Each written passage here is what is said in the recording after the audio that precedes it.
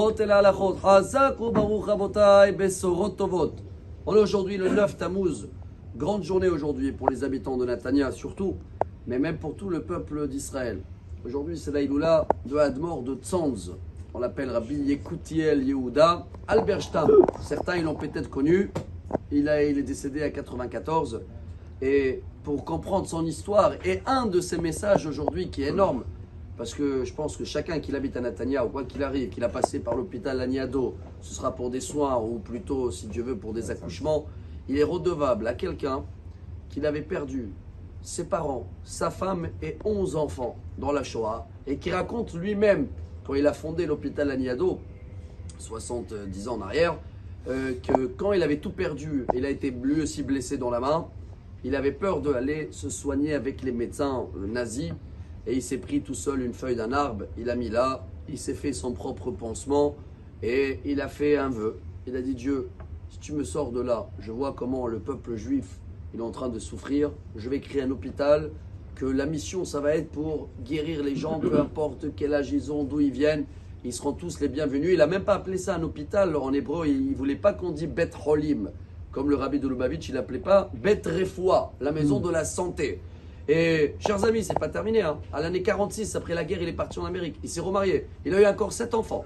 Il est monté à Netanya. Il a créé, pas seulement l'hôpital, Kiryat Santi, Yeshiva, des Kolelim, et jusqu'à aujourd'hui, chacun qui vient à Netanya, il cherche à n'importe quelle heure dans la journée un office, pas un office, il y en a des centaines d'offices, il va à Kiryat Santi, il sait qu'il peut trouver. Un de ces messages, je le trouve excellent. Dans la paracha Hukat, quand Moshe Rabbeinu il a frappé le rocher, on a essayé de comprendre, on a partagé plusieurs réponses. Pourquoi Moshe a frappé le rocher quand Dieu il a dit de le parler? Il y a un risque, il était grand le risque, il n'est pas rentré en Israël. Rabbi Yekutiel Alberstam, il disait quelque chose de très bien. Moshe Rabbeinu, il a pris le risque. Et il savait que s'il va frapper au rocher, il ne va pas rentrer en Israël. Mais il avait vu quoi devant ses yeux? Il avait vu le bien du peuple d'Israël. Il a fait ses calculs.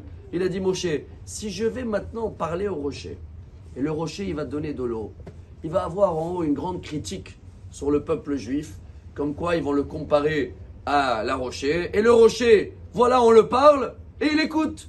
Et ton peuple, comme ça, ils auraient dit: oh, ça fait 40 ans on leur parle, et ils n'écoutent pas.